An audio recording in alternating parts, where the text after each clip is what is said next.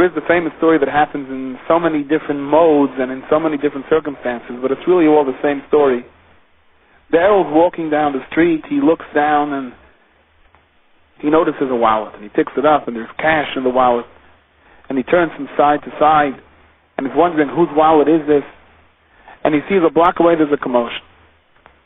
Everyone is standing around in the middle of the street, people are stopping traffic, ambulances are blaring, Nebuch, a Yid fainted in the middle of the street.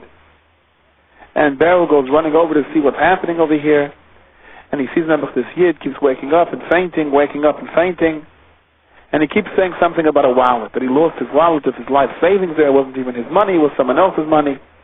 And so Beryl pushes himself forward and says, what did the wallet look like? And the man who's barely able to stay up out of tsar says it was a red wallet and it had this siman and that siman on it. And Beryl starts jumping up and down and he says, Reb Yid, don't worry. I found your wallet. Here it is with all the cash inside. You have nothing to worry about. Baruch Hashem that I was zeicha to fulfill this mitzvah of Shabbos Adai. And so the next day the Yid is looking to purchase a car, and he passes by a store, and lo and behold, who is the dealer who's selling the car? None other than his savior, none other than Beryl himself, the man who overcame his nisyanos and returned the wallet. And he went in and he negotiated a car, and the two of them met each other and embraced themselves warmly. And the buyer said something about he wanted to take it first to his mechanic to check out. And the seller, Beryl, said, you don't trust me? You don't trust me? And the buyer, feeling rather foolish, and Hanami, this seller was the one who gave him back the wallet with all of that cash. And he saw the look on Beryl's face as if to say, is this the Akaras Hatari that you show me? I return your wallet and you won't even trust me. And so the buyer starts hemming and hawing, and he says, nah, I didn't really mean it when I said I have to check out the car. I'm sure if you say it's good, it's good. And so he goes ahead and he purchases the car. And he makes it until the corner, and smoke is coming out of every part of the car except the exhaust pipe, and we'll leave the rest of the theatrics for later, but I'll upon him, he's towed in, and the mechanic tells him that the car is not worth anything. Didn't you check it out before you buy it? The mechanic says, don't you have a guarantee? And Nebuch, the buyer, shrugs and says, I don't know, must be a mistake. I know that the seller is an Erlich Yid. I know. He's an honest person. He returned my wallet. And he goes back to him and says, you know, the car that you gave me, I made it until the corner, not much further. And Beryl gives him that look as if to say, well, who asked you to buy it without a guarantee? A deal is a deal. I'm not refunding the money. And the buyer says, but I gave you all that cash. I purchased the car. How can you do this to me? And back and forth they're arguing whether he is liable, whether he's not liable, he's going to take him to a dintire, and so on. And finally the buyer, in anguish, cries out, I don't understand you. You knew this car isn't worth anything. How could you sell it to me? How could you fool me? Yesterday you took a wallet full of cash and you returned it to me. And today you go and you do this to me? So Beryl said to him, don't compare yesterday to today. Yesterday there was a mitzvah of a Shabbos Aveda. Baruch Hashem, the Eibishter was mezakem with that mitzvah. That you bought a car like this? Listen, that's my business. This is parnasa. What does one thing have to do with the other? This is not an isolated phenomenon, and it's not something limited to the purchase of cars. It's an unfortunate scenario that plays itself out in many, many different ways, only too often. And it's not something new to our generation either. We can go all the way back to the times of the Mishnayos. The Mishnah tells us in Masechtas Nedarim, Perek Gimel, Mishnah Dalet, Noidrin Laharagin. These were people that came literally to murder unless you gave over your properties or fields to them. These were land pirates that took away a person's farm, that took away a person's house, took away a person's field, and if you didn't give in to what they wanted, they would kill. Zok the Mishnah, you can make a neder. Don't bother taking from this field because it is truma. And a non-kohen is not allowed to eat truma. And you won't be able to use it anyhow. And you're allowed to make the shvur or this neder that it is truma, even though the fact is that it's not true. So here you have the epitome of this irony. These people are willing to murder and to kill to get what they want. But if you convince them that it is truma, that it belongs to a kohen, that a non-kohen is not allowed to eat it, then they won't even bother taking it because I don't eat something that's not kosher. So it's the same thing all over again. Why? I kill to take away fields? What should I do? That's my parnasa. That's my line. I happen to be in the pirate field. But that doesn't mean I would eat something that's non-kosher. Okay, so what does explain? That it was widely accepted that if a non-kohen eats truma, the oynish would apply, and the punishment for a non-kohen eating truma is misa b'dei shemayim, and they were scared. But that doesn't really explain it. Because in Ranashach, if you believe that Hashem punishes a person for not eating truma to the point where they were scared, so they don't believe Hashem will punish a person for robbing or stealing or even killing. And that's why the very first Rashi that introduces our Pasha of the Eila HaMishpatim, that discusses all of the laws, the Adam L'Chavere, the laws of Geneva, the laws of Kizela, the laws of a custodian, the laws of responsibility, and so on. So Rashi explains that our Pasha doesn't begin Eila HaMishpatim, these are the laws. Rather, our Pasha begins the Eila HaMishpatim, and these are the laws. So Rashi, the first Rashi in our Sedra. If it would say Eila HaMishpatim, so the rule is Pasal Sarishayim. Eila means we're beginning now a whole new paragraph that is in no way related to the previous chapter.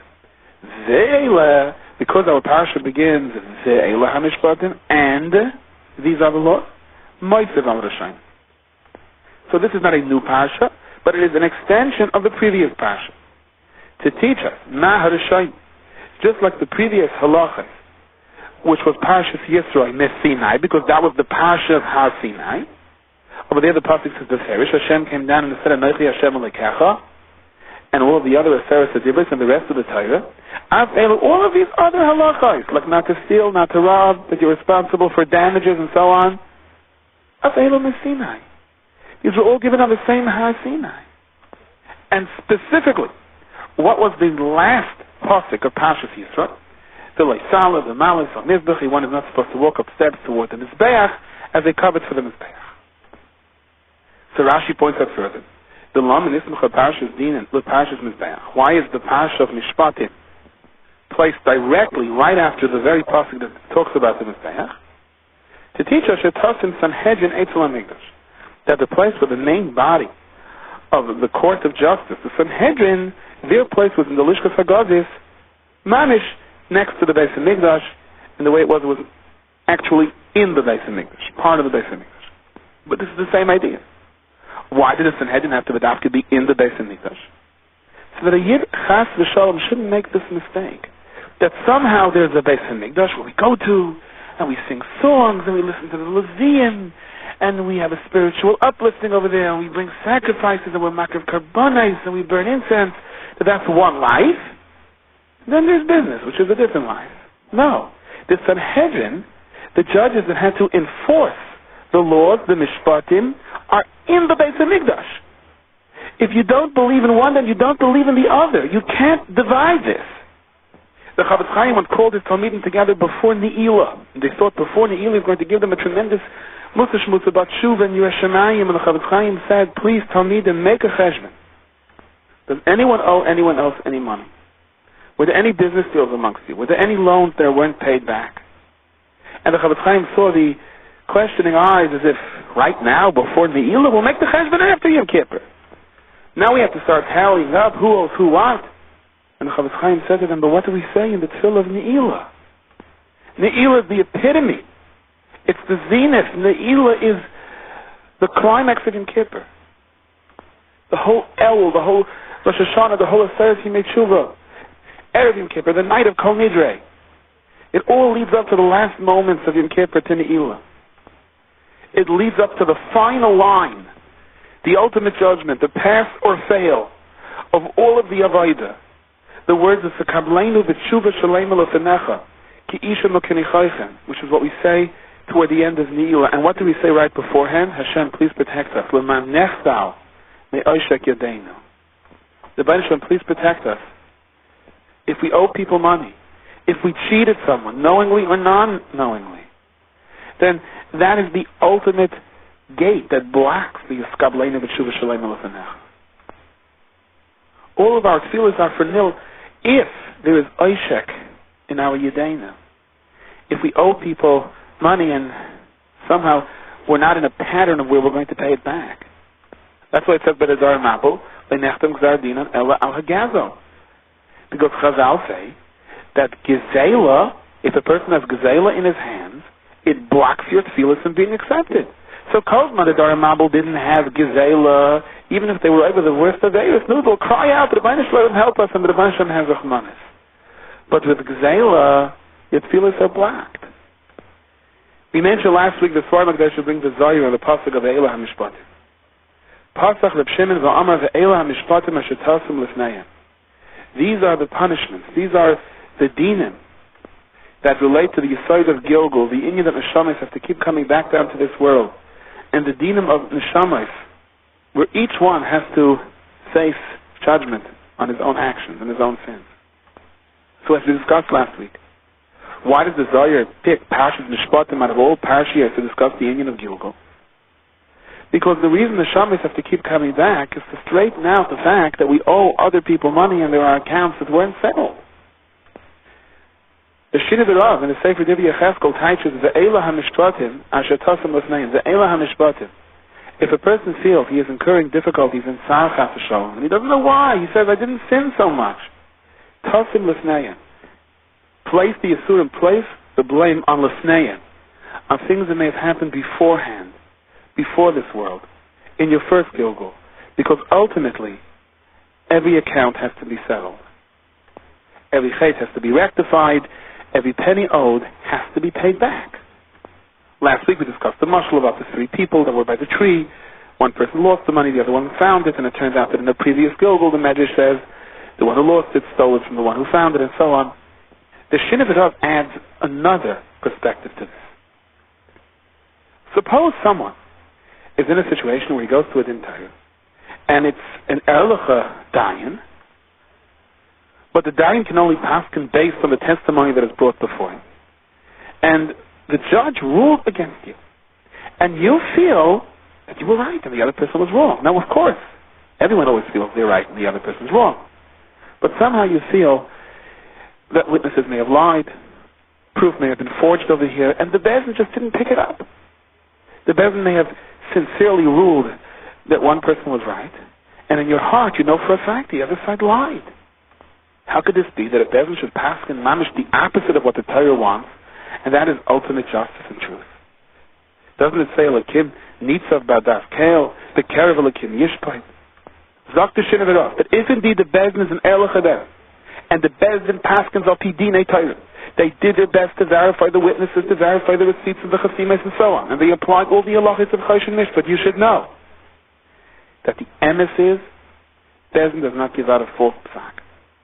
What happened here was, says the Divrei Yecheskel, the Gilgul Harishon, you were chayiv to that other person money and you never returned it to him.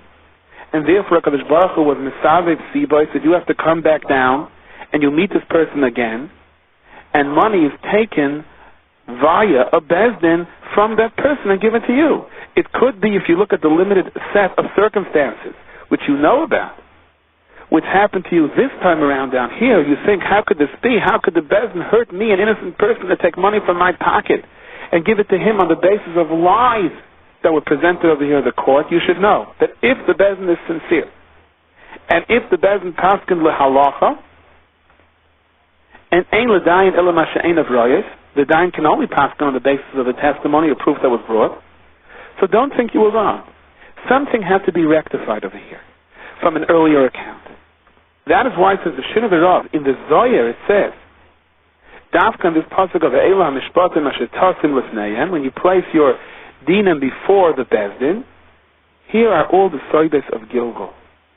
The Eila HaMishpatim, if Bezdin is mechayiv someone through the halachis of Torah, and again, it's not a corrupt Bezdin, but the Bezdin thinks that they are instituting the truth, it must be because in the previous Gilgul you really owe that person money. The dinim de nishmasim de sandu kol chad v'chad l'kabel anshe, says the Zohar. First, as far as every neshama is concerned, by hook or crook, you have to keep coming down over here until the situation is rectified. And that's Shetasim Lefneim. Sometimes the din of Bezdin may be related to what happened in a previous experience down here in this world. A Yid came to the Baal Shem Tov. He said he really has no problems. He didn't come for any special bracha, but he just happened to be passing by. The Baal Shem Tov said to him, "You have no problems, are you sure?" And the man said, "Yes, I'm sure." So the Baal Shem Tov said, "Let me tell you a story. There were once very good friends, Reuven and Shimon. What Reuven and Shimon wouldn't do for each other. They grew up as neighbors. Both came from poor houses, but they shared their lunches together. They always went places together. They learned it together. They davened together. They were inseparable. When Reuven and Shimon both got married, they set up houses near each other, and both invested in a business together, and both were successful. But then things changed. There were family situations that had changed, and Reuven moved to one town, and Shimon moved to a different town. Reuven unfortunately lost all of his money, and he came crying to Shimon. And Shimon said, "Reuven, my best friend, come. Let me tally up all of the money I have, and I'm going to take up half and lend it to you." And that's what he did. Reuven took those funds, invested it, and became rich. Then Shimon lost his money, and he came running to Reuven, and Reuven wouldn't hear of him. He said, "Goodbye, I don't owe you anything." And Shimon said, "Could you do this to me? I give half of my funds to you." And Reuven said, "Goodbye. I don't know you. I don't want to see you. I didn't ask you to give away half to me." Eventually, Shimon worked his way back up again, and Reuven lost all of his money. So for a second time, Reuven came crying to Shimon. He said, "I know how you treated me, and I know how in turn I treated you. I beg of you, I want to do tshuva. Please help me." And Shimon said, "I know, Reuven, you weren't yourself when you refused me." And once again, Shimon gave away half of his money to Reuven. Reuven becomes rich again. Shimon eventually became poor, but Shimon would die a pauper. Shimon came crying to Reuven, and sure enough, for a second time, Reuven told him, "Well, if you were foolish enough to give me half of your money twice, that doesn't make anything different. I have no intention of giving you anything now, the same way I had no intention of giving you anything to start with." No one lives forever, self-kosaf. Reuven had to come up to Shemayim, and they wanted to punish him for this terrible lack of a karas hatayv. And Shimon begged, no, don't throw him into Gehenna for that. Give him a second chance. I am asking him to come down to this world as a pauper again, and let Reuven be rich, in the hope that maybe this time Reuven will rectify his wrongdoings by supporting me. And that's what happened. Both Reuven and Shimon came down with different names, and they lived almost their entire lives. Reuven was rich, Shimon was poor. And one day, this poor man knocked on the door of this rich man, and the rich man said, "Out! How did you get by my guards?" And he slammed the door with such force that the poor man fell down the stairs and died. And the rich man was hardly moved by this. The Baal Shem Tov didn't have to finish the story. The man who said he had no problems fainted.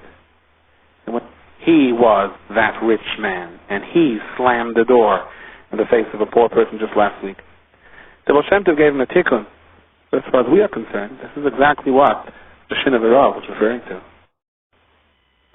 We mentioned beforehand that the Rizal says the 6 weeks of Shaivavim, Shemais Ze'ela, by the Shalach, Yisrei and mishpatim are special weeks of tshuva, as we relive the plight of Klal Yisrael and the survival of Klal Yisrael through Galus up until Matan Torah.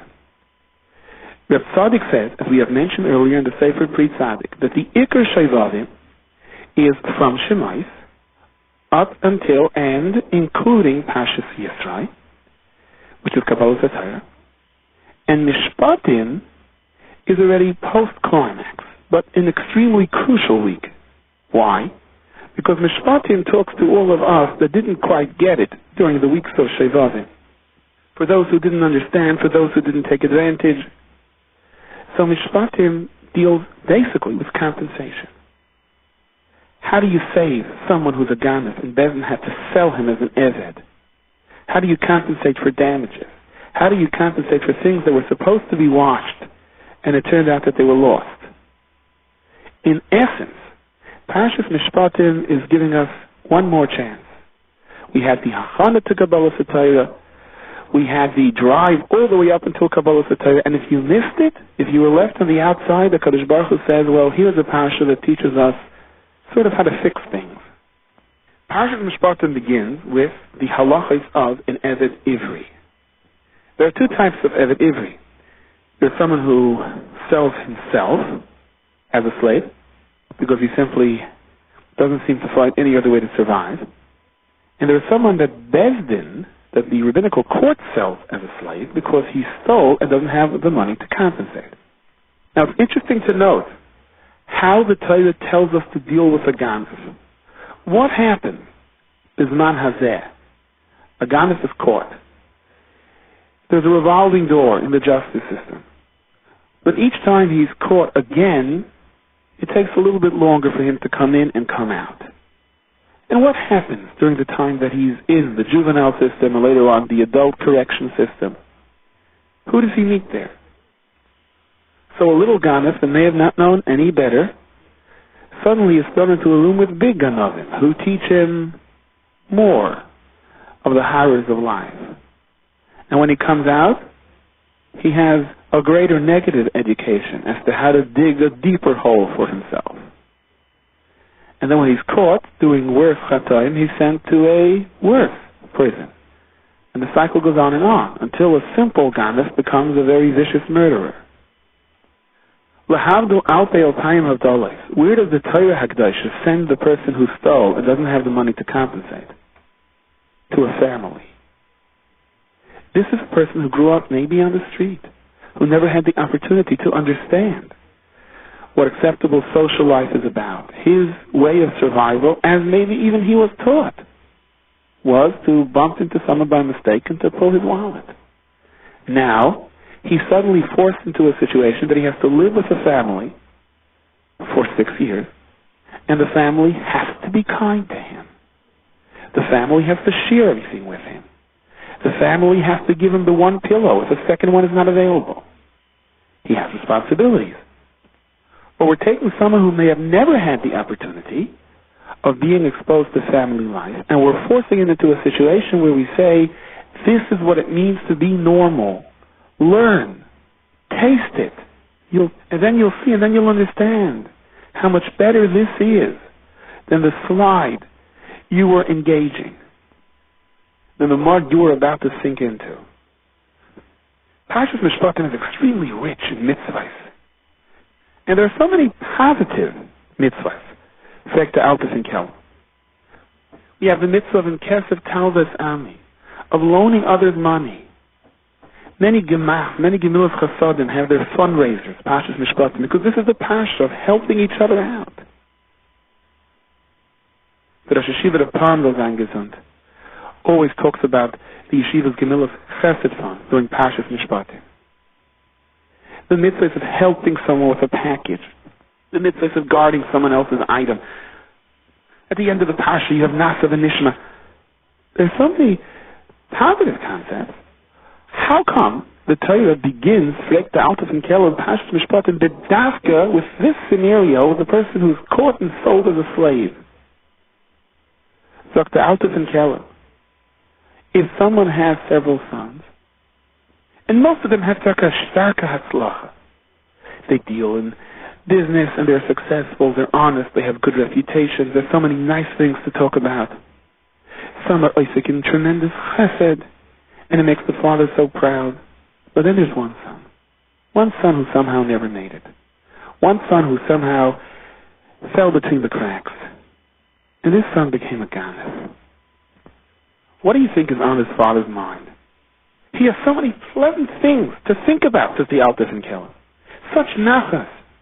From his sons that are oisik and chesed, from his sons that are engaged in business, from his sons that are doing favors to other people, who are trusted to watch other people's funds. So many nice things to think about. He has to think always about this one son who's a ganef and how to help him. However, the altus and kelim, you know and I know and we all know that 99.9% of this father's thinking, 99.9% of this father's emotions, 99.9% of this father's attention is never, my son is a ganef rachmana litzlan. What can I do to help him? Who could be mekarev him? Where could I send him to? And that is the message that the Rebbeinu Shalom is conveying to us by beginning Parshas Mishpatim, not with the gewaldige people that are oisik in gemilas chesed, and not with the stories of people helping others with packages, not with the kesef talvas ami part of the parsha, but with how do we help the ganef. The message to us is that the Rebbeinu Shalom also looks down at Klal Yisrael, and first and foremost, the concern of the Rebbeinu Shalom is Nezbach, those Yidden that are falling through the cracks. As long as there are those amongst us that nebuch are falling out, so that the Rebbeinu Shalom Kaviyachal is conveying to us the message, this is on my mind. The Tsar Hashchina is dominated more so by this than anything else. And the Rebbeinu Shalom is asking of us, do something. Help these people. Get them back. Reach out to them. According to the Yerushalmi, what was from the first mitzvah that the Rebbeinu Shalom commanded Moshe Rabbeinu to acquaint Klal Yisrael with? Vayitzavim al Bnei Yisrael refers to the mitzvah of Shiluach Avadim, of sending away an Eved or an Amma Huavriya, respectfully according to the times as dictated by the time. After 6 years of work, when Yael will come, the Amma Huavriya when she matures. Why? Says Chaim Shmulevitz again. Is this from the first mitzvahs of the Torah? Aren't there other fundamental issues in Yiddishkeit that the Yidden should have gotten acquainted with? And for Rav Chaim, this is the most fundamental issue in Yiddishkeit. Why? Before I'll tell you the teretz of Rav Chaim Shmulevitz, the Ezra Shem Yisbarach, let me share with you. During our seminar for Bali Tshuva, we spoke about the inyan of sometimes the Kadosh Baruch Hu punishes a tzaddik down here in this world, so he gets his einish over here and he has a clean slate in Olam Haba. And sometimes the Rasha gets his reward down here, where it really doesn't count. So in essence, things that sometimes look bad are really good, things that are good are bad, and so on. So a young man came over to me and he asked the question. He said, so according to what you're saying, if something good goes my way, and he said, for example, his boss just informed him that he got a bonus, then I have to worry. Then maybe I'm a wicked person, and Hashem wants to pay him off down here in this world. So are you telling me I'm supposed to be sad now? And Baruch Hashem, the Rebbeinu Shalom Mamish put the words into my mouth. The Rebbeinu Shalom gave the Siyata D'Shmaya what to answer. I said to him, I don't know why you got your bonus. It could be you were deserving of a bonus. It could be you're a good person. Adarabah, this is a sign of Chazivas, that HaKadosh Baruch Hu shows how much He loves you. And yes, it could be that HaKadosh Baruch Hu is paying you down here in this world because He doesn't want to pay you in the world to come. So he says, so how do I know? So I told him it depends what you do with this bonus. It depends how you react now to your higher position.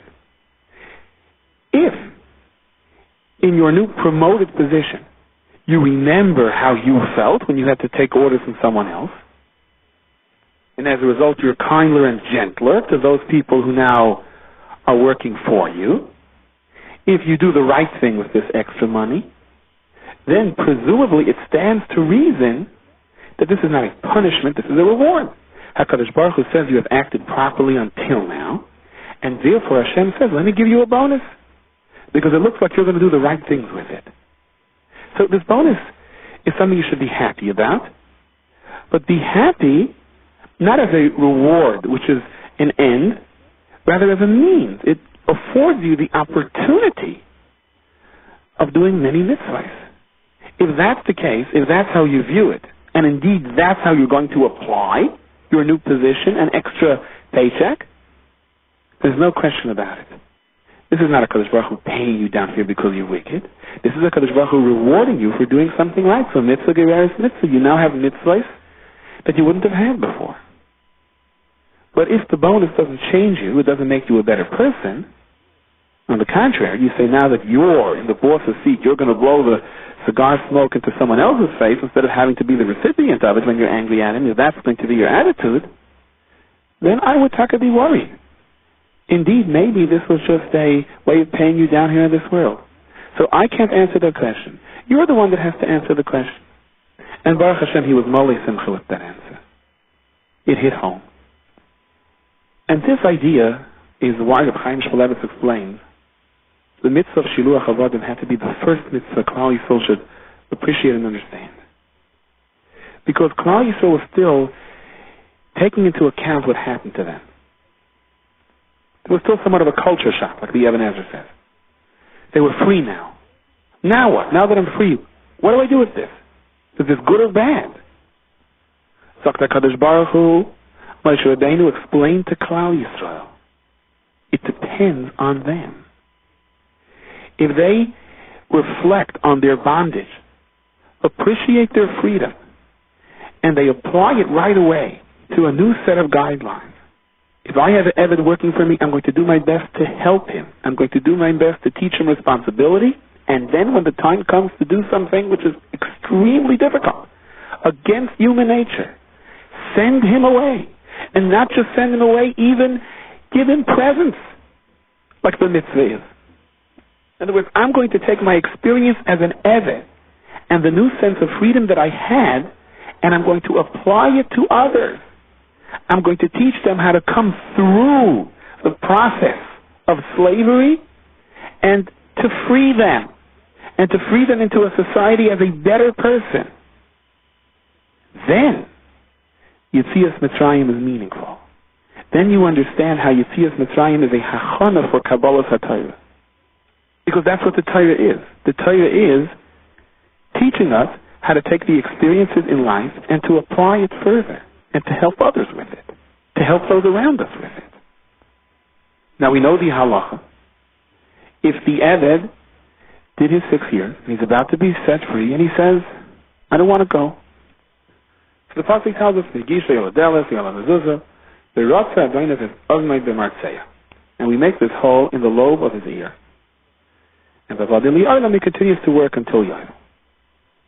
Why the punishment to his ear? So Rashi tells us, the ear that should have heard on Har Sinai. You are avodim to me, not avodim to someone else. What are you doing over here? You fell into a situation of being a slave, and now the Torah wants you to graduate, to use the experience, to become a better person, to become a free person, perhaps to help someone else. Instead, you decide it's easier just to stay in Eved. But the other pshat that Rashi brings, the ear that should have heard in Har Sinai, loy signai, and you went and you stole. In fact, so how come in the lobe of his ear? That's not the part that hears. We should make the hole, obviously, in the skin of the ear, not to do any internal damage, but perhaps closer to the part of the ear where he hears. If this is the whole issue over here. That the taina on him is, why didn't you listen? And for the Imriyanis, a Meir de Kavart. Every year, as we discussed last week, stood by Har Sinai, heard Anochi Hashem Elokecha, understands we are avodim of Hashem, and the whole yoin basko yotzei mihar chayrev. Every day, the basko still rings out of Har Sinai, and we all should hear it. How come some of us don't hear it? Not because it isn't coming our way. It's because there are things there that are blocking it. If a person heard the wrong things, if he listens to the wrong things, lashon hara, rechilus, music that he ought not to listen to, whatever the case may be, whatever isurim there are. So HaKadosh Baruch Hu created us with an ear that has a part at the bottom that you can sort of flip up and stuff up the hole.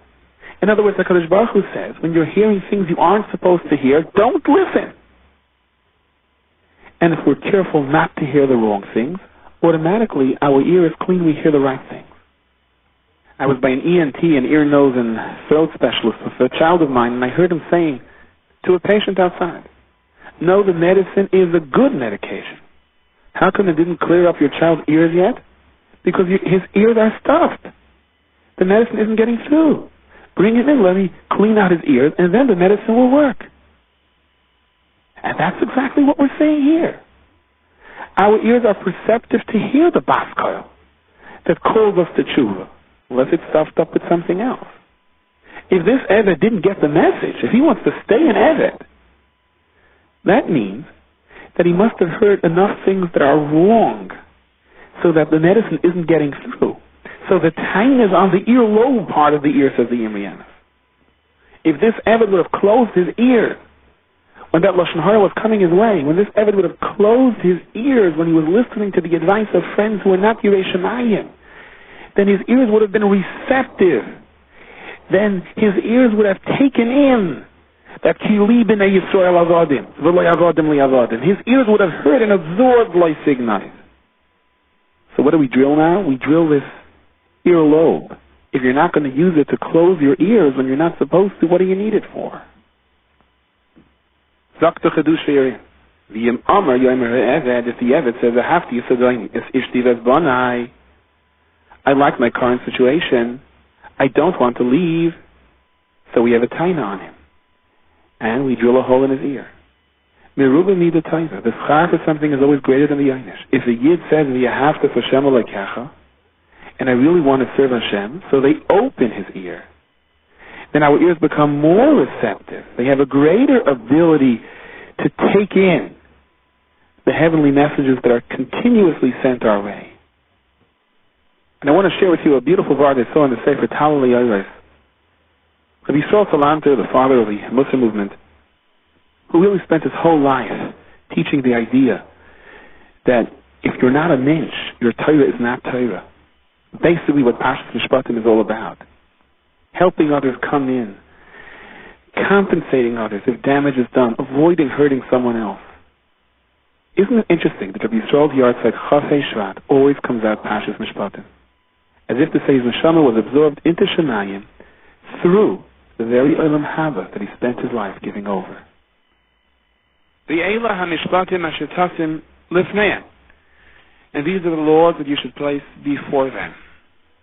A rather fascinating observation here on the word before them from the Shin V'Rav in the Sefer Divrei Yechezkel. Sometimes a person of this world incurs such difficulty, such sorrows, that he simply cannot fathom why it is coming to him.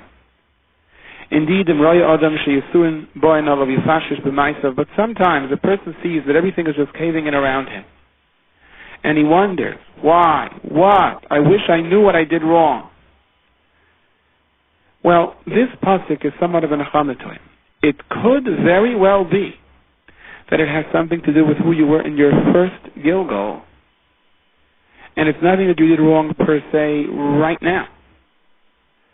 So the Eila HaMishpatim, Mishpatim refers to dinim. If a person feels that he is incurring a series of din, it could very well be Asher Tasim, this was placed before the human being Lefnehem, because of what happened before you were on this world in the current round. Eila Mishpatim Asher Tasim Lefnehem, he brings the Zohar HaKadosh on this very pasuk, begins Pasach of Shimon, and says, here are the secrets in the inyanim of Gilgal Neshamis, that a neshama is not necessarily here for the first time, but may be sent down over here again and again until it is misakin what it has to be misakin. The Shin V'Rav says, two people come to a din Torah, and the bezin listens to the tainas of the Balei Din, and they paskin, you're chayiv and you're pater. The one who is chayiv knows that he's innocent. He knows. The ruling was that he stole from his friend, and he knows for a fact that he did not steal from his friend. Now, Bev may have not necessarily done anything wrong. Ein l'dayin ela mashe ein avroyos. The other side may have produced witnesses. The witnesses were cross-examined. The bottom line is Bev acted according to halacha, based on the evidence, based on the testimony that was presented in this court, and as a result, the conclusion was Shimon is chayiv and Reuben is pater. But Shimon knows for a fact that he's not chayiv. How does Shimon deal with this? He realizes Bezin acted justly based on the information that was made available to them, but I know that I didn't steal from him, and that I'm innocent. How can this happen that a Bezin should paskin the opposite of what the reality is? Do we not say Elokim nitzav b'adas kel, b'kerev Elokim yishbait? Zak Shin V'Rav. If indeed this is an erlich bezin, and if indeed the bezin acted according to halacha, then you should know that psak is not wrong. You're going to say to Shimon, what do you mean the psak is not wrong? Shimon knows that it was ruled that he's guilty and he's innocent. He never stole the money. Probably in your first Gilgal, you were chayiv money to this person, and it was never returned to him. And therefore, HaKadosh Baruch Hu, the Mesavev Hasivais, brought both of you down again to this world, and you return to him now what was due to him from the previous Gilgal. And that is why, out of all places in the Torah, for the Zohar to talk about the concept of Gilgal and the idea that neshamas have to come down to this world again sometime, the Zohar does so dafka over here in Parshas Mishpatim. The Eila HaMishpatim, these Mishpatim, if Bezin acts according to halacha, you should know, Asher Tasim Lefnei, then it is all right. And while the Metzias may seem to indicate exactly to the contrary of Bezdin's psak, but be makabel it bi'ahava, because it's a simon that you have to pay him. You have to return it to him. There was a ma'aser that some Talmidim from Panovich came to the Chazon Ish, and they said they found a coin in the street, a shilling. So the Chazon Ish told them, you know the halacha, you're permitted to keep it. What about the mitzvah of the Shabbos Aveda? Well, the halacha is that if you lose a coin on the street, the chances are you're not going to find it again. And so the balabas is miyayish himself. He gives up hope. The only problem is, if you find something before the balabas knows that he lost it, so he didn't give up hope yet, and once you take it into your rishus, you assume responsibility for it, and you're obligated to return it. The fact that the Bala may realize later that he lost it doesn't help. You took it into your rishus before he realized that he lost it, and therefore you technically always remain with the responsibility of a Shabbos Aveda. However, if you know for a fact that the Bailam already gave up hope of ever finding it again, and then you take it into your rishus, you are not responsible to return it. The halacha is, as detailed at the beginning of the second paragraph of Masechtas Bava Metzia, one of the first sugyas that I learned with small children, coins that are found on the street, and there's no particular siman, the coins aren't marked, there's no way of knowing whose coins they are. We assume when you find coins on the street that the Bailam already know that they lost it. Why? Because it is the derech of people to usually check their money or check their wallet from time to time, and missing money isn't something that a person goes too long without realizing. So there's an assumption over here which we are permitted to make. We make an assumption the Bailam know that they lost the coin, they gave up hope of finding it, and therefore you, the finder, are technically permitted to keep it. So one of the Talmidim said to the Chazon Ish, true, the Gemara allows us to make that assumption that by now the Bailam probably realized that they lost it, because the rule is Odam and Mashmesh the Kisei B'Kosha, a person's constantly checking his wallet. But what if, in this particular instance, it just so happened that the balabas of the item did not realize yet that he lost it? The Gemara is making an assumption that by money it probably happened in such a way that by the time you found it, the Bailam know it. But it isn't necessarily so. So is there a makom to be machmer, being that there is no guarantee?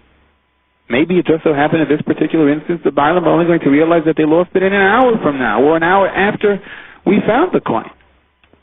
So the Chazon Ish answered this Talmud that we don't think that way. That's not the halacha.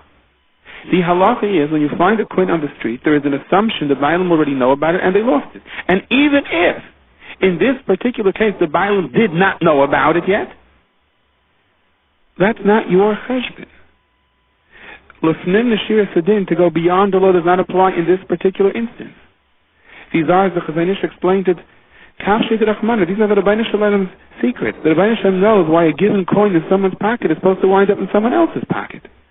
Your obligation is to follow the halacha. Of course. If it was found in a wallet and there's a siman on the wallet, then you're obligated to return it. The Bailam don't give up any hope, even if the money is found with a certain pattern or there's some type of marking on it or identification on it. But we're talking about in an instance where the halacha is that it's hefker. Don't try to be smarter than the Gemara, said the Chazon Ish. The Gemara says under these circumstances, you keep it. So one of the people standing over there brought up, we just mentioned beforehand, the mishpatim the Zohar Kodesh says, here is the secret of Gilgal, and he quotes it from the Baal Shem Tov over there, that sometimes a person is mechayev bidin to pay someone else, and min hashamayim all sorts of things happen and occur in such a way that money from your pocket winds up in his pocket or vice versa. Now this story is quoted in the Sefer Pe'er Hadar, which is a biography on the Chazon Ish, and is considered a very reliable source. The way the story is written, the Chazon Ish nodded, and he went on to explain that perhaps you don't understand the depth of this vart. You're saying, okay, we're going to take a chance, and we're going to assume that the person probably realizes already that he lost it, and therefore you found it and picked it up, and it's worth to structure the halacha in this way, allowing us to make this assumption, because sometimes money just has to go from person A to person B. Because in some previous Gilgal, person A took money from person B. Sagt der Chazon Ish, you may be missing the point. If what happened over here followed the normal sequence of events, the way the Gemara projects, the person usually checks his wallet constantly. He may be seeing that he's missing some coins. He already decided, forget it, I lost it. And then, then you found it. If that was the order of events, so it's not really that person A gave something to person B, because at the point that he gave up hope of ever finding it, he technically rendered it hefker. So it isn't a direct transition from person A to person B. But, now here's the tiefkeit of the Vart, the way the Chazanish explained it. What the Gemara is really saying is, because often enough a person knows right away that he lost the money, and he probably gave up hope before you lost it, that gives us a right to establish a rule that you can assume he already knows that he lost it. Therefore, it paves the way for indeed a minority of cases that inevitably are going to happen, where person B is going to find the money before person A knows that he lost it. Person B is going to rely on the fact that person A probably knows already that he lost it and gave up hope, therefore I'm allowed to take it. And the Gemara gives him a legitimate right to do that. In reality, however, person A in this particular instance does not know that he lost it yet, and therefore he did not make it hefker. And the Mela, here is where you see the hashgacha, that the coin should go from person A to person B, because person A owed that money to person B, whether in this Gilgal or from a previous Gilgal. So you hear what the Chazanish is saying? It's not that the Gemara is saying, well, it probably happened this way, and therefore we're going to take a chance. The Gemara is saying, because it probably happened this way, you have a right to take a chance, and therefore this allows for isolated circumstances where it didn't happen this way, and you are taking the money directly from him. And indeed, that is the Ashgach Al-Yaina, that you should take the money directly from him. So for you to suggest, well, I want to be smarter than the Gemara and be more machmir than the Gemara, because maybe he doesn't know about it yet, is defeating the whole purpose of the halacha. In a similar vein, the Bnei Yissaschar says that sometimes it's bashert for something which is treif and non-kosher to be eaten by a yid. There's a neshama inside, there's a spark over there that needs a tikkun.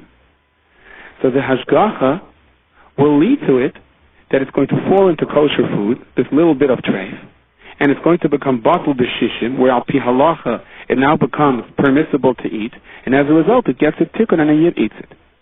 But getting back to what the Chazanish says, the ramifications of this in understanding life are mind-boggling. You have one Gilgal where Reuven stole money from Shimon.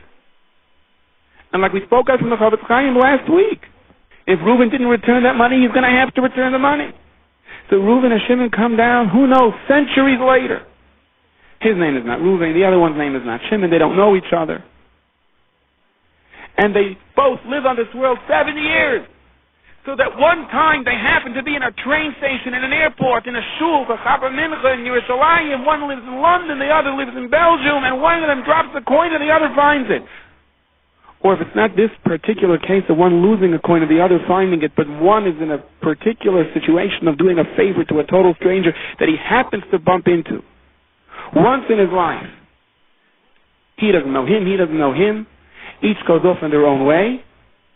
And this was the whole tafkid, this was their whole purpose for living out their years in this world. That one encounter. You raise a child to look like a Bentari Yeshiva Bacher, he walks on the street, someone else passes by, sees him, sees the way he acts, sees his demeanor, and as a result, he tries to convince his own children, I want you to send your children to yeshiva. You don't know where your son walked, what your son walked, you don't know who saw him, there's never any interreaction that you're conscious about. A person comes up to Shemayim and all of a sudden they show him the different things that he accomplished or failed to accomplish on this world. And so many things happen, transpire between you and someone else, whether consciously or subconsciously, whether voluntary or involuntary, and you're never going to believe that this was the reason I had to come down here to this world, for those interreactions. And with this perhaps we can understand, the pasuk later on says in Kesev Talves Ami, literally, you would touch it, and if you're going to lend money to my people, so there are certain halachas. Now, to pressure people that much to pay them back, take a mashkin, take collateral from that person, you know the person needs it, He's a plumber, you give him back his wrench by day, you give him back his pillow by night, and so on. You don't charge a rip. It's all the halachas to go along with halvah. Even though the implications seem to be this is all if you're going to lend money. However, the Chazal tell us, while most in the Torah are reshus, if you're going to do it, there are exceptions, and this is one of them where is not a reshus, it's not if you want to, rather it's a command. You have to lend money to people. The first halach in the Rambam, Hilchas Malva V'Loiva. Mitzvah sasei, lahalvait li'aniyah Yisrael. It's a mitzvah sasei, just like it's a mitzvah sasei to eat matzah and to put on tefillin. It's a mitzvah sasei to lend money to poor people in Klal Yisrael. Shenemer, because the pasuk says, Im kesef talvet ami. It's the ani imach. Yachul reshus, you would think perhaps im is to be taich, to be translated if you do it. So the Rambam says, look at the pasuk vayser, and he brings rayas, it means you have to. He goes on to explain the mitzvah of lending money is even greater than the mitzvah of tzedakah because it's done in a much more honorable fashion. The Ber Moshe from the Yerush Rebbe Chaim Levrach. So, if indeed you have a chiyuv to lend money the same way you have a chiyuv to eat matzah, to put on tefillin, to sit in the sukkah, to blow shofar, so how come this possibly misleading word if, is used to introduce the mitzvah of lending money? Why couldn't the Torah just say, lend money, the way the Torah says, blow shofar and sit in the sukkah? So the Ber Moshe says, the pasuk is trying to give us an underlying message over here, in a way a kind of subconscious message. Yes, you have a mitzvah to lend money. But understand, this isn't just a mitzvah like any other mitzvah. If you would only do this, the Torah pleads. This is the whole purpose of creation. Some people are born rich, others are poor. Some people are born smart, others lack a degree of intelligence. Some are strong, others are weak.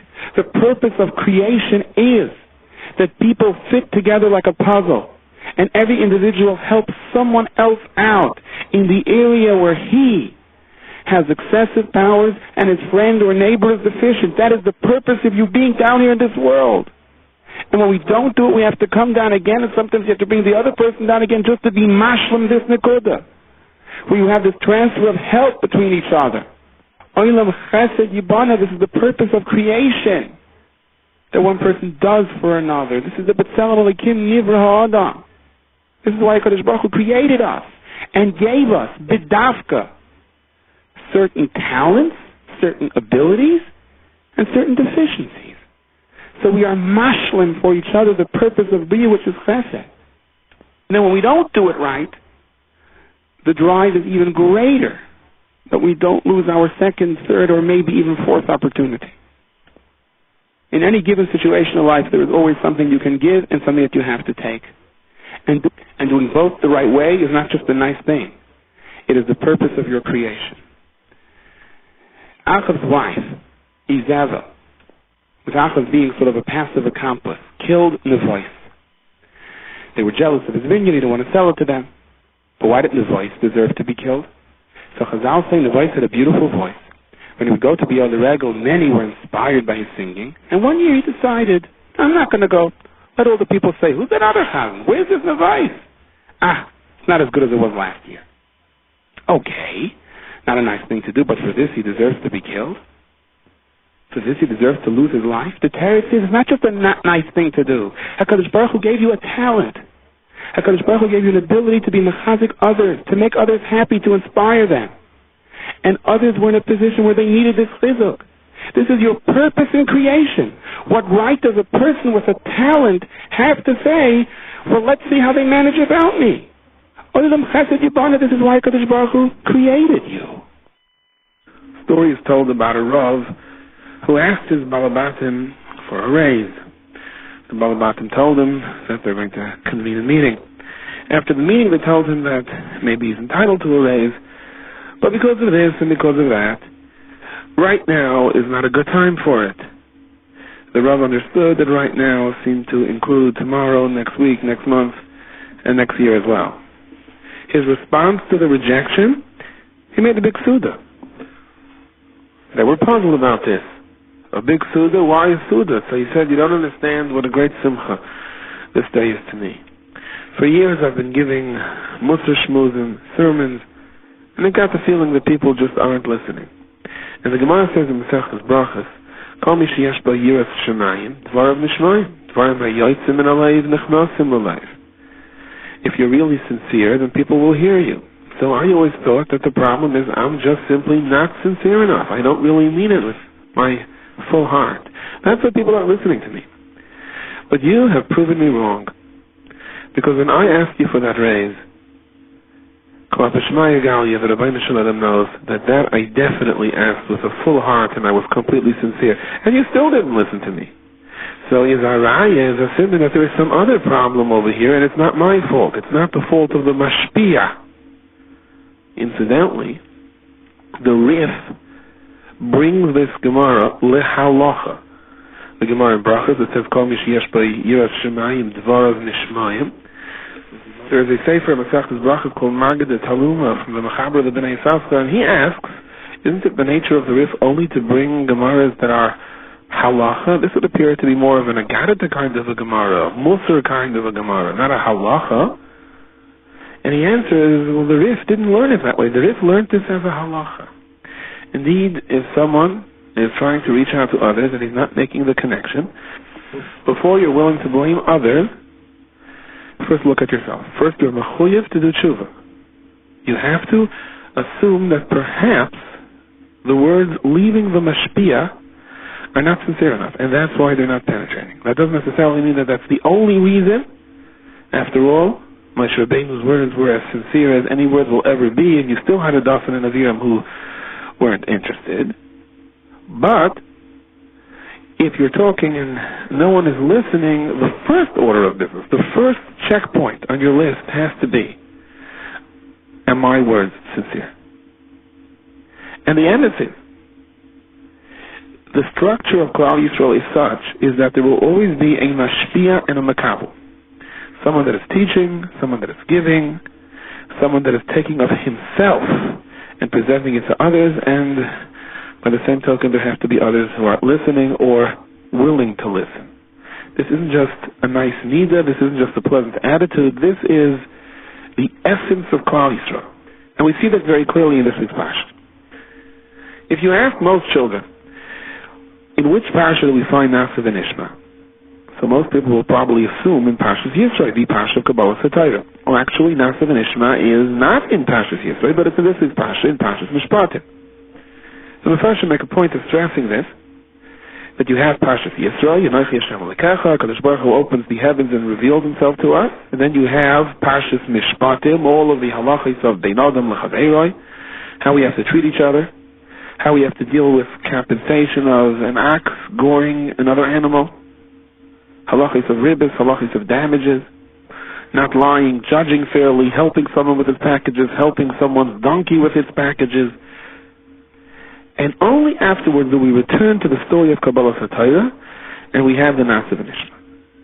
And this is to teach us that let no one be under the false impression that you can daven Erlich, learn Erlich, give tzedakah, and between 9 and 5 run a business which is somewhat less than honest, or that you can treat people improperly and still say I'm an Erlich Yid, and sort of segregate that. It doesn't work that way. The mishpatim, the dinim, the halachos of Bein Adam L'Chaveiroi are an integral part of Yiddishkeit. They are linked with the same mitzvah of emunah in the Borei Olam. One who is not honest is not only not honest Bein Adam L'Chaveiroi, HaKadosh Baruch Hu considers him dishonest in the relationship Bein Adam L'Makom. You can't separate the two. And that's why the dafka, the psukim are structured in such a way. It's all part of the story of Kabbalah Satira. Parshas Yisro is the Hagdama, Nasa v'Nishma is the last chapter, and everything else is in between. The Chedush Yerim explains that's Pshat Ve'ela HaMishpatim Asher Tasim Lefneihem. The Rashi explains the Mishpatim, the Dinim, have to be placed in front of Klal Yisrael Keshulchan Aruch, like a table that is ready for them. You can't just teach the halacha and run. You have to be Mesader the halachas. You have to thoroughly explain it to Klal Yisrael. What this means is, Moshe Rabbeinu was instructed, you cannot simply explain these halachas as something practical. Look, we have to have some type of a social cooperation between each other, some system of compensation for damages. Or else how are we going to survive? Or else how can we function as Yidden? There has to be some type of practical guideline to get along with each other. That's the wrong way to look at it. You have to present mishpatim as these are part of the Taryag mitzvahs. Paying for the damages that your axe did is not just something that ought to be done, it is part of the Taryag mitzvahs. Not lying and having honest scales is part of the Taryag mitzvahs. It is on the same level as the basic mitzvahs of Emunah in HaKadosh Baruch Hu and Shmiras Shabbos. You have to lay this down in front of them. You have to make them understand that. And that's why Rashi stresses at the beginning of this week's Pasha that even if the Goyish court, in regard to a specific situation, paskins the same way lahavdul as the Taryag Daishadan, you are still prohibited from bringing that matter to court. Why not? If you're going to get the same result, if you're going to get the same psak, what's wrong? So Rashi at the beginning of our Seder brings psukim, this is a chilul Hashem and so on.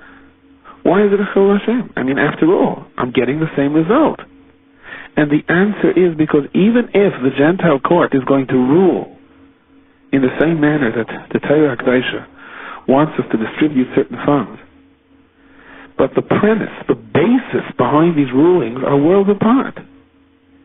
For the Yid, the mishpatim is not just something that socially has to be instituted in order for an economy to survive. For the Yid, the purpose of mishpatim is this is one of the Taryag mitzvahs. This is part of my relationship with the Kadosh Baruch Hu, how honest I am with someone else. And if my words are words of schacter, as a result, my davening is not the same davening. Then when I say Baruch Hu Hashem Amrayach, I'm not Mamshech Hashorat Hashchina. That is explained by the Tzemach Tzedek. The Katz Rebbe said, that's Shana the Pasuk, the Goyim may fulfill mishpatim or even enforce it, as indeed they are instructed to do it as one of the Shabbat mitzvahs b'nei Noach. But it is not done as a source of shrach to the Bari Olam. It is not done l'shem mitzvahs elikus. It is not done as an expression of emunah. It is done as a matter of practical concern. Klal Yisrael, however, performs even the mishpatim because the Rebbeinu Shem told us to do it, for absolutely no other reason. Now, let's get back to Nasiv and Ishma for a moment. Even in this week's Parsha, we don't come straight to the Nasiv and Ishma. Let's take a closer look. In Kapitel Chav Daled, Pasuk Gimel, we find Vayavi Moshe Vayisaper la'amis kol divrei Hashem v'yez kol mishpatim. After having studied Parshas Mishpatim and all of its complex halachos, and Klal Yisrael's response, very positive. V'yam kol ha'am kol echad v'yamru kol advarim asher divrei Hashem naseh. All the words which Hashem has spoken, we will do. So far, nothing about the Nishma yet, just asher divrei Hashem naseh. So what happens afterwards? The pasuk goes on. Kapitel Chav Daled, pasuk Daled. Vayistas Moshe kol divrei Hashem. Moshe writes everything down. V'yashkem b'bayker, and he builds a mizbeach, 12 matzevos for the 12 shvatim of Klal Yisrael. And then the pasuk says he sends the youth of Klal Yisrael and they are makriv carbon oilos and they shech zvachim and shlomim Hashem par. After these kabbanis were brought, the pasuk goes on to explain. Vayikach Moshe chatzi hadam, and Moshe took half of the blood. Vayosem ba'argonis, and he put it into basins. The chatzi hadam, and the other half of the blood zorek al mizbeach, he sprinkled on the mizbeach. Vayikach sefer habrit, and then he took the book of the covenant. Vayikra bi'oznei ha'am, and he read it to the people. And now, finally, after everything, after Parshas Yisro, after Enochi Hashem Alekacho, after the Aseret Zadivros, after all the mitzvahs of Parshas Mishpatim, after everything, we finally come to the climax. Vayoimru, Klal Yisrael said, Kol asher divrei Hashem naseh v'nishma. We will do, and we will hear. And then, Vayikach Moshe es hadam, Moshe took half of the blood, Vayizrek al ha'am, and he sprinkled it on the people. So it seems that this act of splitting the dam was a prerequisite for the final Nasiv and Ishma. What is the meaning of this? What is the significance over here? The Sefer by Moshe from the Yerzha that Rebbe explains this as follows. Often in the Torah, we see the stress on the term machzis, a half, like machzis ha-shekel. Ha'osher la-yarbe v'adal la-yamed mi machzis ha-shekel. Tafke half a shekel. You can't bring more even if you want to. By the Shemen and Mishcha, we also find machzisais and nishal u'nesai. You have to bring it in halves. The Shemen and Mishcha was used to anoint the kings, the Kohanim, the Kalim of the Beis HaMikdash, First, there would only be Yud-Beis Lug of oil, and that was used for the Mishkan and the Kalim, for Aaron, for the Kohanim Gedolim, for kings, and the rest is going to be used L'Yaseh Lavai. When the Kohen Gadol brought his special mincha, we also find Machzisa L'Vayker half in the morning and Machzisa L'Erev and half in the evening. In the other Mayat, we had the Aron, the Kapayres, the Shulchan, and the Krashim. And if you look at the numbers, if you look at the measurements, everything is measured in half amis. The Aron itself, the Aron was 9 Tvachim, and the Kapayres to cover an additional Tefach, a total of 10. So there's a Kapay the Dafka and the Tziruf. In other words, the 9 Tvachim is not complete until you have the 10th Tefach that comes from an independent source. And the Inyan is, explains the Bar Moshe, that HaKadosh Baruch Hu created this world so that it functions always with one side being a mashpia, giving over to others, and the other side being a makabel, willing to receive. The Gemara says in Masechtas Yevamos, Kol she'ein lo isha ein lo adam. Because the HaKadosh Baruch Hu created this world in such a way that the shleimus of a person is that the Zachar is mashpia and provides for and takes care of the Nekeva. If he doesn't have a family to take care of, yet, so he has to still strive for shleimus. Shleimus is only when there is a mashpia and a makabel. And when someone has an ability to be mashpia to others, and he doesn't have anyone to receive it in a way that is a greater tragedy that is worse than a receiver who doesn't receive. As the Gemara says in Masechtas Tzachim, Yoisem imasha hegel roitza liyanik, more so than the calf wants to nurse, its mother wants to give the milk. It's interesting, the Chavetz Chaim talks about the pasuk of Hashavas Aveda. You see someone's axe, either the axe of your enemy, especially the axe of your enemy, or his donkey lost, you have a mitzvah of Hashav Teshivenu Loi. And as the Ramban explains the pasuk, the animal is straying off its path, and you can set it straight on its path. You are obligated to do so. It's like the Chavetz Chaim. Don't you see the message over here? If the Torah demands you to stop what you're doing and set your friend's ox on the right path, how much more so do you have to do so for your friend's son, for your friend's daughter, for another yid that is straying off the path? And even if you don't succeed at first, as Chazal say in regard to the mitzvah of Hashev Teshiv and Mesilah Mei Apam, even if the ox has gotten lost 100 times, you have to keep on trying and bring it back. How much more so is this true for people? And Chavetz Chaim has some harsh words from people that he feels are Bali Torah and Yirei Hashem, and they have an ability to teach and convey to others, and they don't do so. He says, it's sort of frightening, the Damam Yidrosh Mehem, the blood of Klal Yisrael is on your achrayus.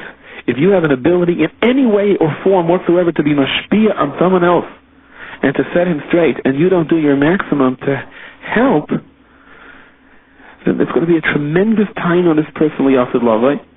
And of course, conversely, a tremendous char for those that step in and set people straight. There's a special place in Eilam Haba for those who are mashpia on others. As I the Chavetz Chaim. Now, getting back to the Bar Moshe. So he quotes Zoyers over here, and he says, this is how HaKadosh Baruch Hu created the world. Zachar and Nekeva Barim. There has to be a mashpia, there has to be a makabel.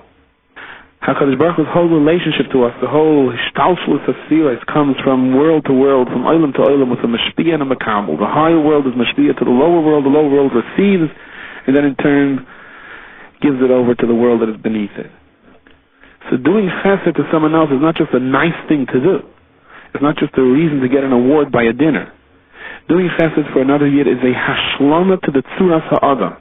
He is not deserving of the term adam until he does for others what he can do for others.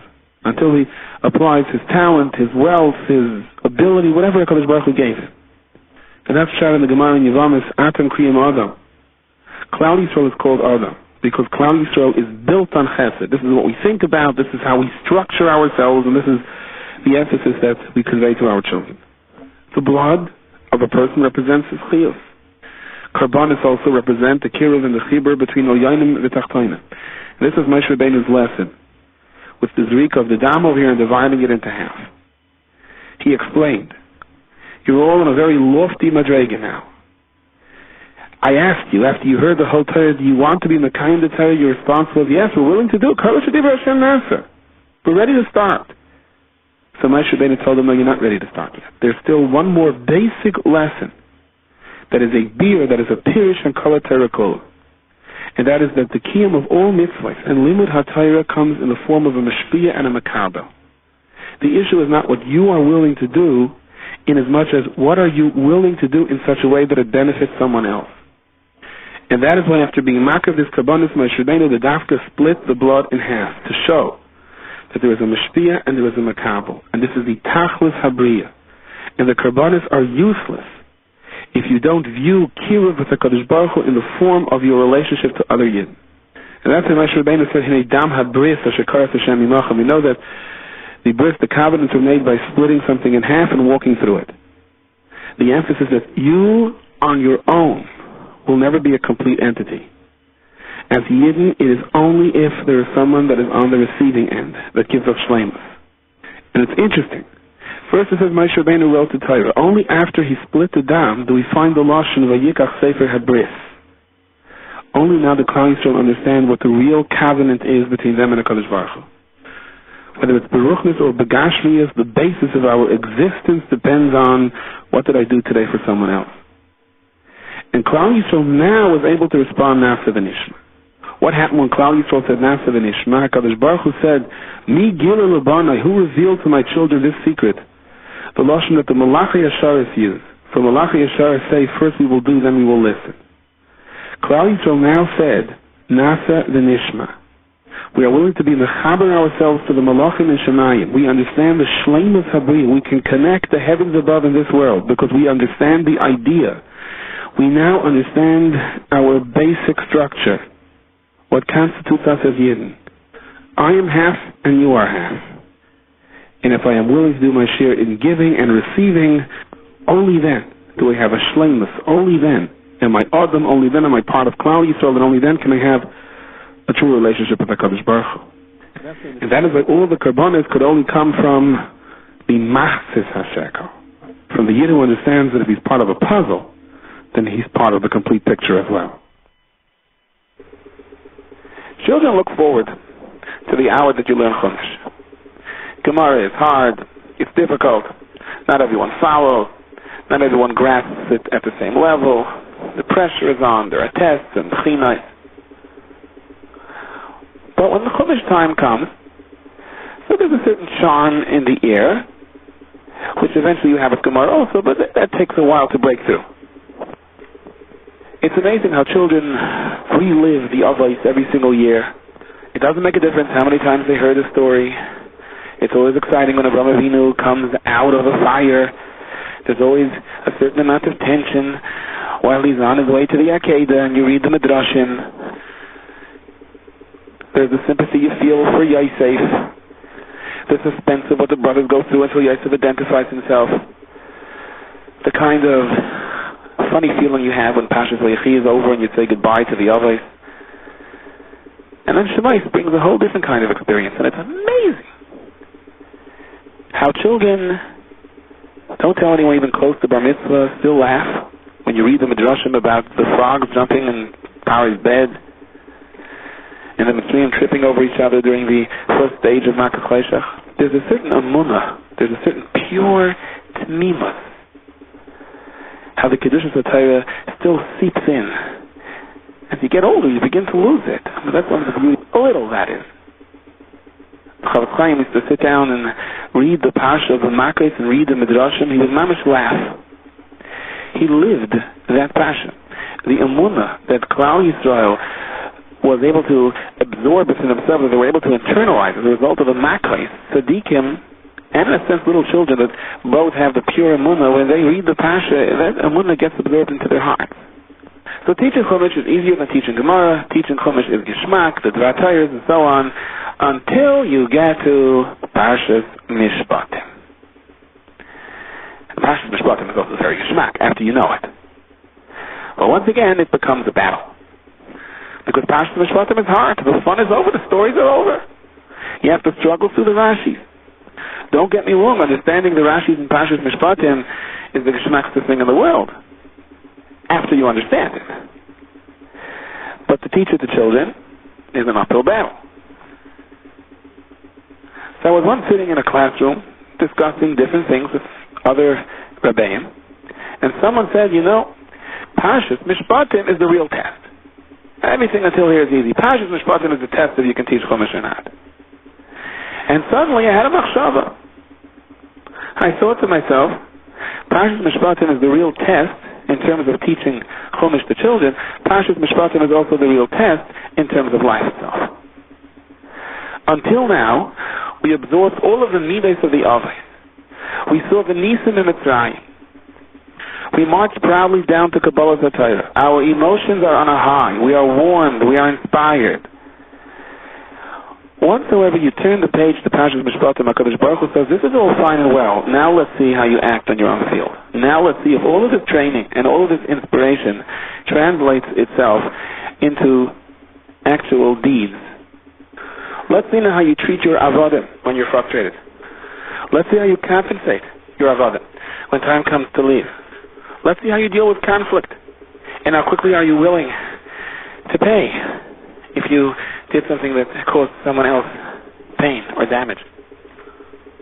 You can sit in the Medrash and learn and give speeches and tell stories. But did you meet your responsibility yet today of making sure that your shor, that your axe has been locked up in the barn and it doesn't go out and hurt anybody? Do you understand that should the axe kill someone, you are personally responsible, his blood is on your head?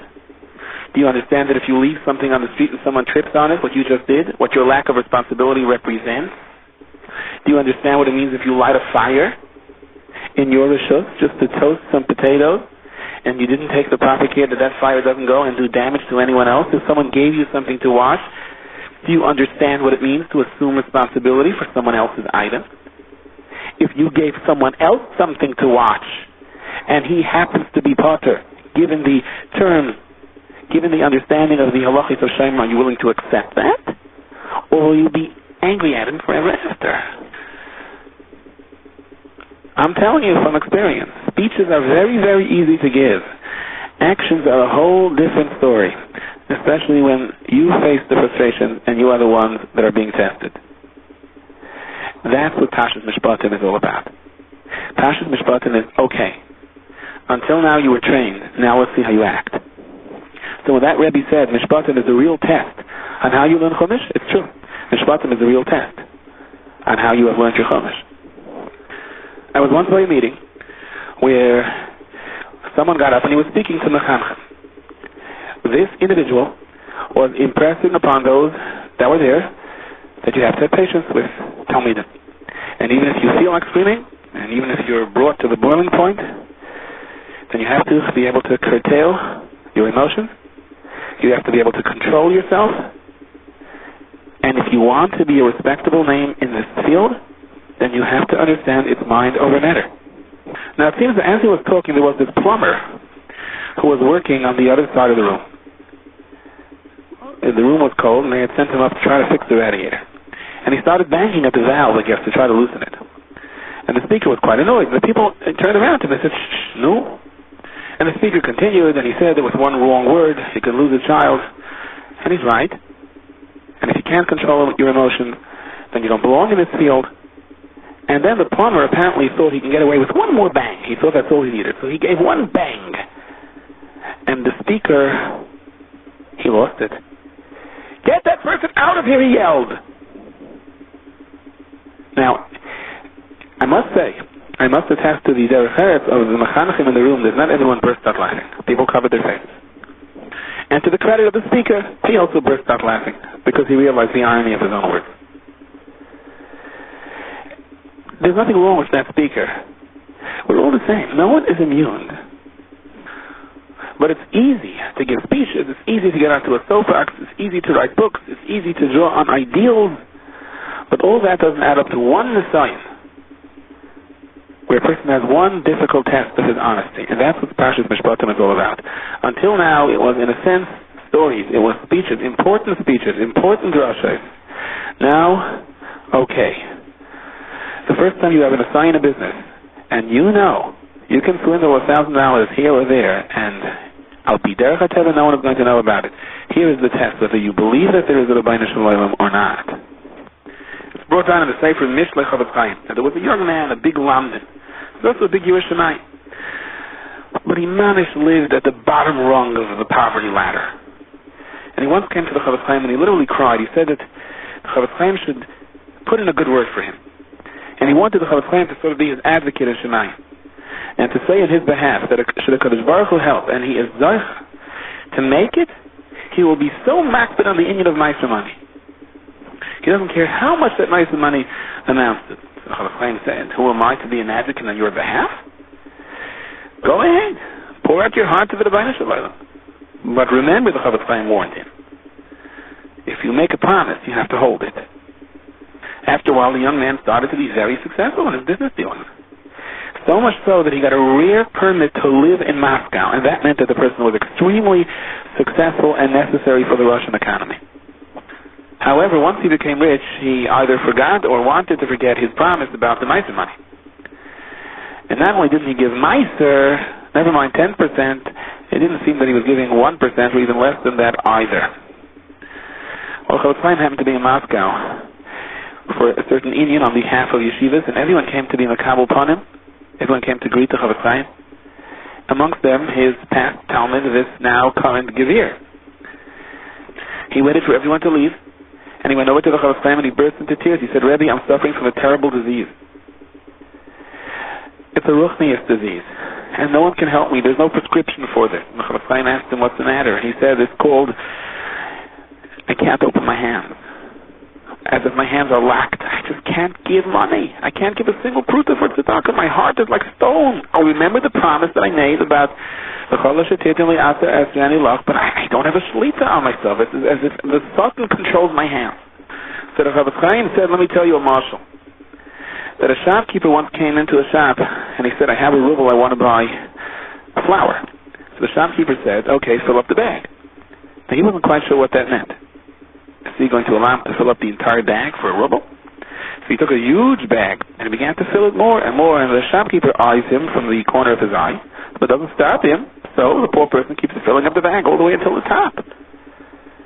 And as he's about to give him the ruble and walk out, the shopkeeper says, 1 second, let me just put that on a scale. And he lifts it with much difficulty onto the scale, places the weight on the opposite side, and he says to him, that'll be 5 ruble. So the peasant says, but I asked you for 1 ruble worth of flour and you told me to fill up the bag, and you were quiet. What right do you have to ask 5 from me now? The shopkeeper said, look, I thought that you changed your mind. You decided you wanted more. What did you think? You can take more and more and there's no price to pay for it? So the Chavetz Chaim said to this person, you're the same way. What do you think? HaKadosh Baruch Hu is going to be mashpia more and more to you, and on the other side, there's no price to pay for it? You're making a big mistake, my friend, said the Chavetz Chaim. The more there is on one side of the scale, then the greater the responsibility there is on the other side of the scale. And if you aren't going to stand up to your promises, the price to pay is going to be a very unpleasant surprise. I want to share with you an Arachayim HaKadosh in this week's parasha that presents the idea the Chavetz Chaim just gave us about the 2 sides of the scale. The pasuk says, "In kesev talva esami." Literally, if you are going to loan money to my people, if you're going to lend money, ani imach, treat them with respect. Don't demand payment in too harsh of a way. Be careful with the laws of interest. Return a mashkin, return a collateral for the night. If it's something he needs at night, return it to him at night. If it's his pillow, if it's his blanket, make sure he has it at night. If it's something he needs to work with, make sure he has it by day.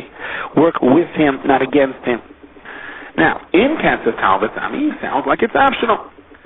So Rashi tells us, Kol im ve'im shebetayr rishus, wherever it says in, indeed it is optional, it's voluntary, chutz megimel, with the exception of 3, ve'echad mehen. In Katzah Talbot, ami is not a choice, but if you are of means, then you are obligated to lend money. So the obvious shaila is, why does the Torah present it in such a way where it's questionable? So why use the word in at all if in usually means if? The Torah should just say that you have to lend money the same way you have to eat matzah and put on tefillah. Perhaps someone's going to ask, one person has so much money, huge big bank account, vault full, the dollar bills are sticking out of the door when you close it. There's not enough place for all of them. This person will never be able to spend all of this money. Why did HaKadosh Baruch Hu give it to him for? HaKadosh Baruch Hu gives everything to every person with a cheshbon. Why would HaKadosh Baruch Hu give someone more than he needs? Why should he be any better than Yaakov Avinu, who asked for lechem lecho, food to eat, beged ulbush, and clothes to put on? If a person doesn't have enough, okay, that I can understand, says the Orach Chaim HaKadosh. So HaKadosh Baruch Hu is giving him kaparas havainas down here in this world. But what is the point of giving a person more than he needs? I mean, statistically, most of the wealth of this country is in less than 5% of the population. That's probably how it is in most of the world, and that's probably how it always was. So why does the HaKadosh Baruch Hu do it this way? Never mind those that are astronomically rich. What about the average upper class? Why should any person have more than what he needs? The Orach Chaim HaKadosh gives us a fascinating insight. He says, the Enes HaKadosh Baruch Hu allows to every single person what he needs. What you need is what you get.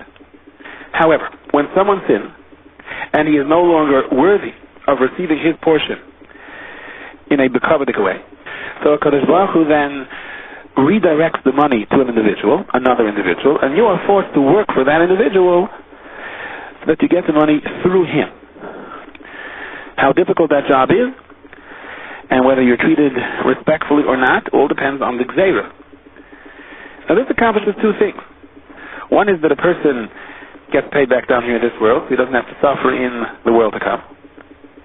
He has ultimately what he needs to survive, but because he's forced to receive it in such a manner, so it comes with a fringe benefit, and that is kaparas havainas.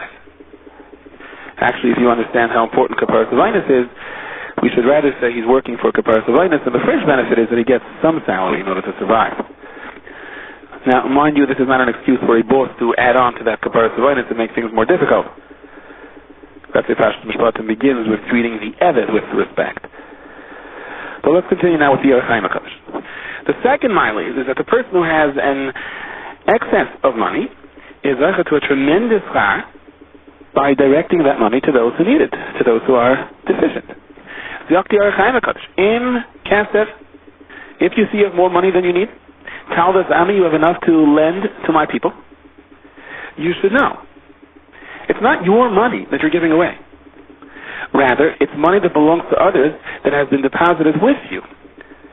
As to ani imach, the pasuk continues. It's the ani's money that Hashem gave to you. And that is a remes, that you're supposed to open your hands and open your pockets. It is also a remes, you shouldn't be a balgaiva or particularly conceited with the fact that you are providing for someone else. And therefore the pasuk says, like kenoisha, we said the pasuk pshat is not supposed to be too rough, or rough at all when it comes to collecting. Rashi says, if you know for a fact the person does not have the money to pay back, don't embarrass it. But the lashon of le'siyah like kenoisha says the Orach Chaim HaKadosh also comes from the lashon of nasai or nesius. Don't think that you're so great. Oh, the reward you'll get for this tzedakah is great, more than what your imagination can possibly conjure up. But bear in mind, it's his money that you're giving him. It's just that HaKadosh Baruch Hu gave it to you to give to him. So that's really what the Chofetz Chaim is saying with this scale. HaKadosh Baruch Hu decided that you are the one to be the custodian over someone else's money. And as a matter of fact, HaKadosh Baruch Hu gave you guidelines, and he said you only have to give this amount, 10%. Not even supposed to give more than a chaimish if you want to. But, first of all, don't renege on your responsibilities. And second of all, your attitude. Remember, what you're giving is someone else's. We've mentioned already before from the Yorush V'Rebbe's Kama Bracha, Im Kasef Talvus Ami, can be read with the Lashon, if you will only understand it, if you will only give, then you satisfy your whole purpose down here in this world. Let me conclude with the Medrash Tanchuma on this pasuk of Im Kasef Talvus Ami. HaKadosh Baruch Hu tests everyone equally. The rich are tested to see if their hands are open to the poor. If their hands are open to the poor, they get to eat from their nechasim down here in this world, and the tzedakah remains for them in the world to come. As it says, when a person after 120 years goes up there, it is his ma'aseh ha-tzedakah that goes before him, and it is the honor of Hashem that gathers him in. But the aniyim are also tested. What is their test? If we can't give, how are we tested? Well, first of all, you can give in different ways. Chofetz Chaim says, people have an excess in money, and some people have an excess in talent. Some people have extra patience. Everyone has something extra that you can give. But what about the plain, simple pshat oni, who says, well, where's my Nisayan? I wouldn't mind the Nisayan of being able to give or not, The usher gets to give, and he has Karen Kayemis Lo Li'olam Haba. The principal stays for him. He gets all this honor in the world to come. How can I attain the same honor? And the answer is, says this Medrash Tanchuma on this pasuk of this week's Seder, yes, you also can. How? By accepting your lot and not being boyet b'yisurim. Don't kick at the world. By saying, HaKadosh Baruch Hu, I accept my role, and I know whatever you do is good. That's your ticket to that same kavod. This shiur is distributed by Kolodas, 11 Steichenes Street, Yerushalayim. For donations, please call 02-5383-999. Fax 02-538-0267. Postbox 57035.